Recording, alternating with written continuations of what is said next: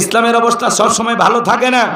আজও তামাম পৃথিবীর দিকে তাকায় দেখেন, তামাম পৃথিবীর জালেম আর বেঈমানেরা ঐক্যবদ্ধ হয়েছে ইসলাম আর মুসলমানকে বিদায় করে দেওয়ার জন্য। আজও ফিলিস্তিনের জমিনে মুসলমানের রক্ত নিয়ে খেলা করা হয়, আজও ভারতের জমিনে গরুর গোশত খাওয়ার অপরাধে মুসলমানকে হত্যা করা হয়, আজও কাশ্মীরে মুসলমানেরা মার খায়, আজও চীনের উইঘুরে মুসলমানেরা মার খায়। কথা বলেন ঠিক কিনা?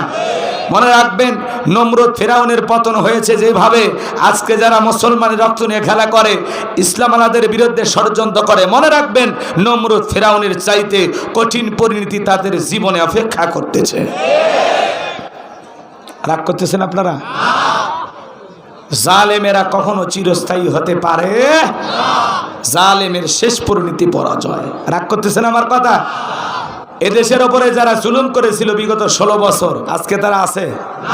বড় বড় কথা বলতে আছে।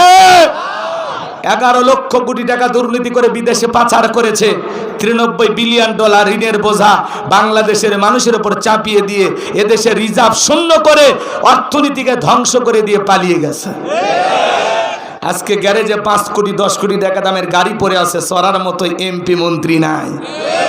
এমপি মন্ত্রী একা চলতো, নাইকে বান্ধবী বানায় তারে নিয়ে ঘুরতো। হ্যাঁ, কথা কয় না গো, রাগ করেন না। বড় বড় কথা বলতো, আজকে ওদের আছে? বড় বড় কথা আছে।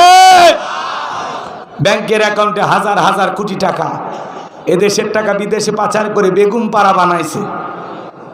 মনে রাখবেন, এদেশের জনগণের সাথে যারা প্রতারণা করে এদেশের অর্থকে লুটপাট করে খেয়েছে, ওই চোর ডাকাত ছিনতাইকারী ওই সমস্ত দুর্নীতিবাজ নেতাদের বিচার দুনিয়ার আদালতে না হলেও আল্লাহর আদালতে প্রত্যেকটা টাকার জবাব দিতে হবে। বড় বড় কথা বলতো। হ্যাঁ, এক এক মন্ত্রীর কি গরম, কথা কর না কেন? মন্ত্রীরা সব কোথায় গেল, এমপিরা সব কোথায় গেল, কোথায় কাদের কাকা, ওদের সারা দেশটা বড় লাগে ফাঁকা ফাঁকা। পালাবো না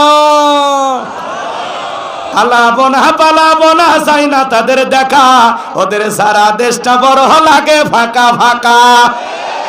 আইন মন্ত্রী আটকে গেল আইনেরই ফাঁকে, দাড়ি সারা দরবেশটারে ভণ্ড ভণ্ড লাগে। শুনেছি ভাই কত নেতা নেত্রী খাইতেছে ভাই ডান্ডা, বিচারপতি কালামানিকের ফাটিয়েছে নাকি আন্ডা। এটা আমার খবর না, মিডিয়ার খবর। এই বিচারপতি শামসুদ্দিন মানিক আল্লামা সাইদি হুজুরকে মৃত্যুদণ্ডের রায় দিয়েছিল। আমরা বলতে চাই, ওই একই ট্রাইব্যুনালে বিচারপতি মানিককেও মৃত্যুদণ্ডের রায় দিতে হবে। এই বিচারপতি মানিক 116 জন আলেমের তালিকা করে দুদকের কাছে জমা দিয়েছিল। আমার মতো গাইবান্দার দুর্বল বক্তা, আমার রোল নাম্বার ছিল 23, সিরিয়ালে আমার নাম্বার কত?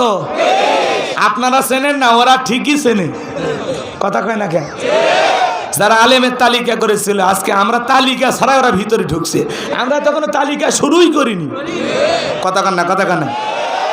এই বিচারপতি মানিক এরা ছিল বিগত সরকারের 5 গোলাম। এরা তাদের ইশারায় বিচার কার্য পরিচালনা করত। এরা যদি ন্যায় বিচার করত, আজকে বিচারককে দুনিয়ার বিচারের কাঠগড়ায় দাঁড় হওয়া লাগতো। পলকের ঝলক গেল, পলকের ঝলক গেল, থামিয়ে নেটের চাকা, ওদের সারা দেশটা বড় লাগে ফাঁকা ফাঁকা। কোথায় গেল সংসদেতে মমতাজের গান, কোথায় গেল হযরত বলা স্বামী ওসমান। 70 রাকাত তাহাজ্জুদ পড়তো। কথা কন না কেন? নিজেকে বিরাট বড় আল্লাহর ওলি দাবি করতো, মাইক পেলে বলতো খেলা হবে, খেলা হবে। আজকে পুরো বাংলাদেশের মাঠ পড়ে আছে, কিন্তু শামীম ওসমানের মতো খেলোয়াড় নাই। আসেন, খেলা হবে। কথা কন ঠিক কিনা? আমার ভাইরা, লম্বা হবে, লম্বা করবো না, অনেক কথা বলার আছে, কষ্ট